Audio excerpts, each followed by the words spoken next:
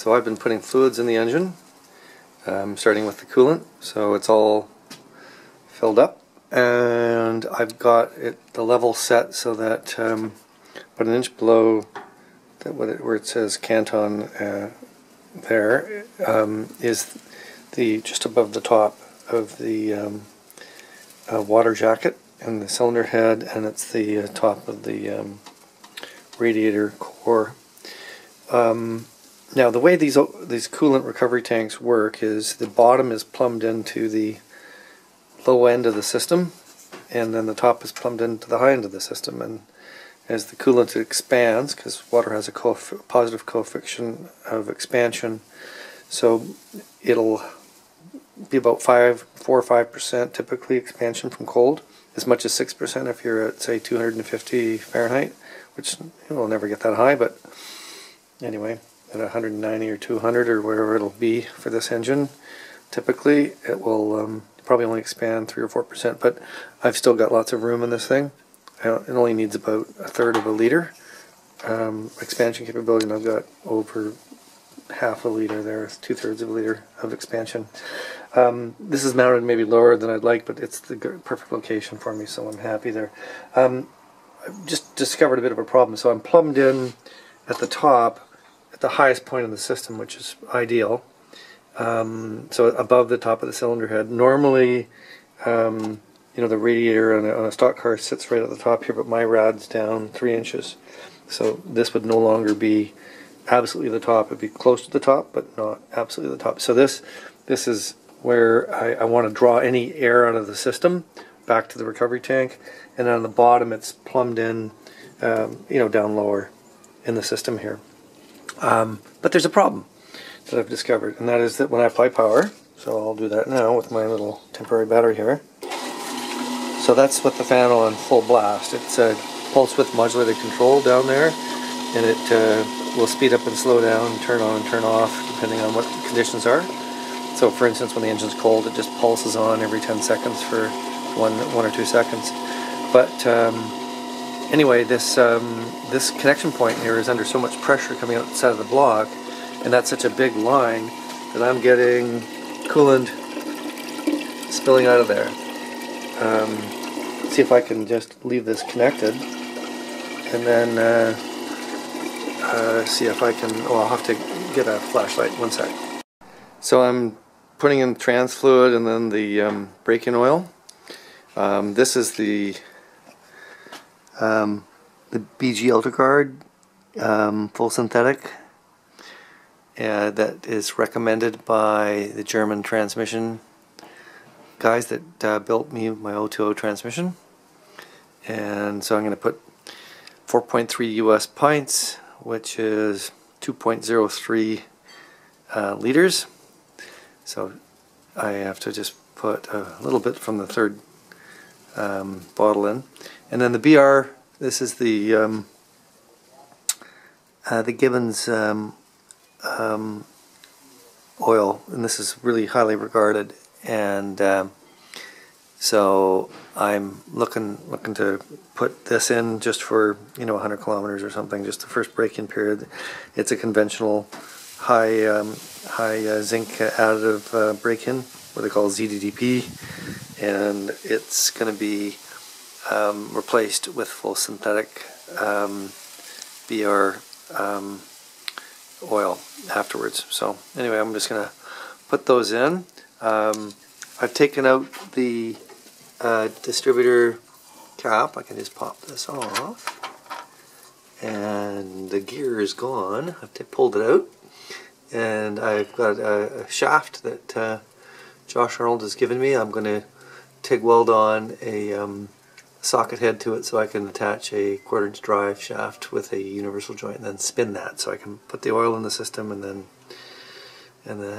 prime the pump. And when I go to turn this thing over for the first time, I'll definitely be spinning that pump and getting the oil flowing. So, and right now I'm just going to pour the transmission fluid into that taped over Speedo access hole. And then when the fluid's in, I'm going to do my thing and put the speedo in. By the way, you know, some people say exactly 2 liters on the O2O transmission. I'm just following what the German Autotrans guys say, to go just slightly over 2.03 liters. So it's a completely dry transmission, right?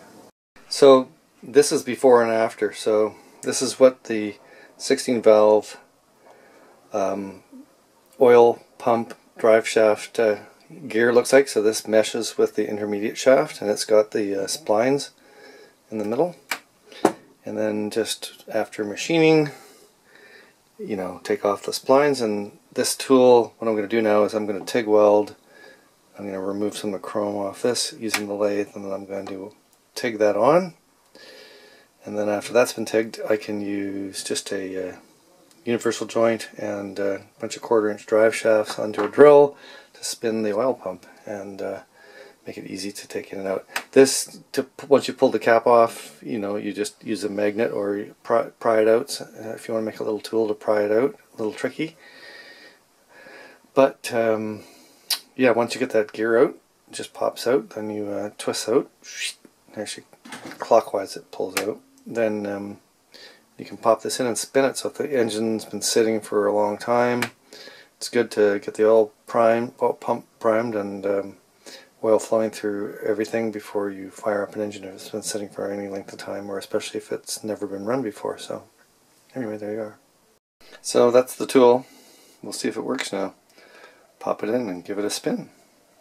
Well, I got a little bit overly excited and I spun the pump, forgetting that I hadn't finished hooking up the oil to coolant intercooler lines.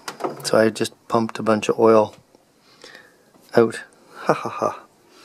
I knew I had to do something stupid like that. Anyway, the pump obviously works because there's fucking oil everywhere. So I'm going to use this drill to spin the oil pump drive shaft.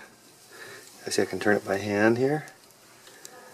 And anyway, I'll do that now. Let's see if I can do this with 2 hands.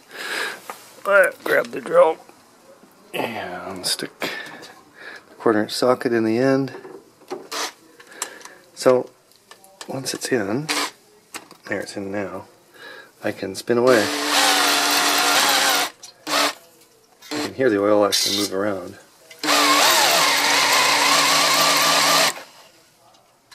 The oil sloshes around the engine, so that's it. That's kind of how you do it.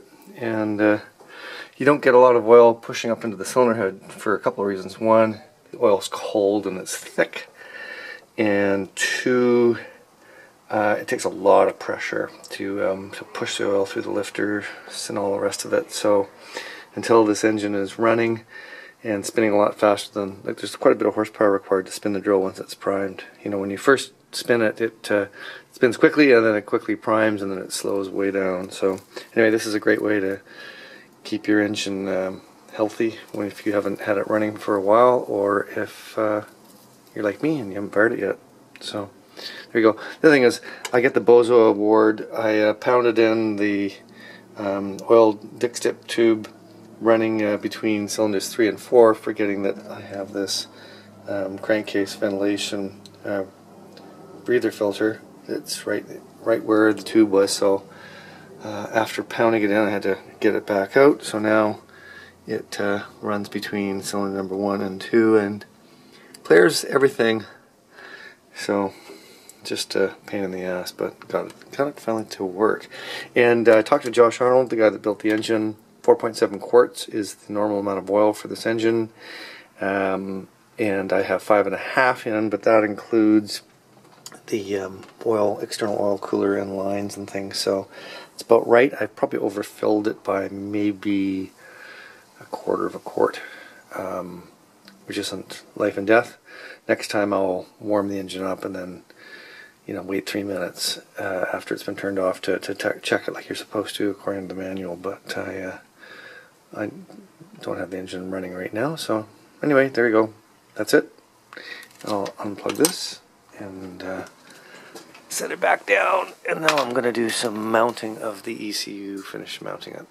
So just one more peek, you can see there's a vacuum gauge and so it just clears there. Can't go there because that's where the nitrous is. Can't go there because that's where the air filter is. If you bend it all the way over here, you might be able to get access to it, but probably not. So that's really, it's your only option. It works, so I'll call it a day. So I got the fuel pump hooked up, 5 gallons gas in the car. There's my jerry can out there with the line extender on it, and I should be able to just go back down here and apply some power, and the fuel should come out. And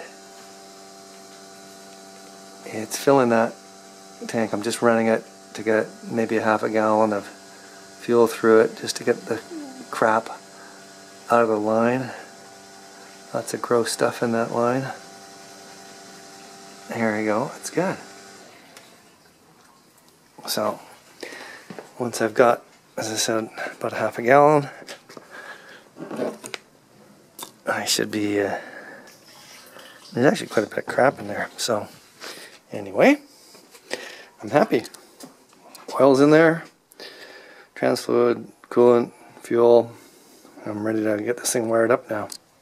Well, I got the whole intake system final assembled, including getting the nitrous lines put in and all the solenoids and the vacuum ports and lines and regulator, and turned it all on. And I was thinking, hey, I'm only getting 20 pounds of pressure, what's going on here? And it's like, oh shit, there's a leak. So this injector here on the high rail is leaking at the O-ring at the top here, and I was worried about that because these things were, the O-rings were not sliding in nicely when I was pushing the fuel rails onto them. They were, even though I lubed them, they were really a tight fit, and I must have misseated it or torn it, so I'll have to pull this all apart. In the meantime, I've pooled up some gas on the floor here, so stinks. But anyway, it's coming together. We're getting closer and closer. The fuel system should work fine once I get that sealed up, and hopefully that's the only leak of all of these leaks. But you know, that leak gets plugged and then the pressure increases to 40 pounds and another leak might spring. So right now I only see this one injector leaking. So anyway, there we go. Yeah, as I feared, I'd torn one of the O-rings on the inside. There, it's a bit ripped up. It's so when I was pushing it in, I wasn't careful, and I nicked the O-ring, and it won't seal. Ha! I'll have to go source that and leave the rest of this fuel system for several days until I get that O-ring sorted out. And it doesn't matter, I can work on wiring in the interim period. So anyway, there we go.